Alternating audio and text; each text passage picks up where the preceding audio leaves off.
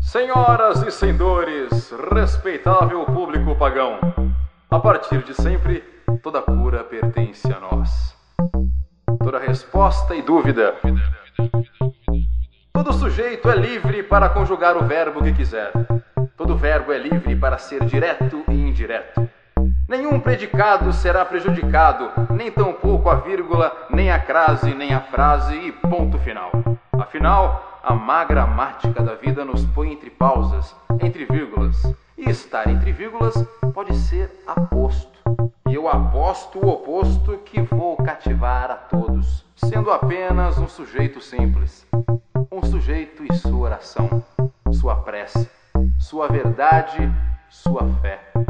Que a regência da paz sirva a todos nós, cegos ou não, que enxerguemos o fato de termos acessórios para nossa oração. Separados ou adjuntos, nominais ou não, façamos parte do contexto, da crônica e de todas as capas de edição especial. Sejamos também o anúncio da contracapa.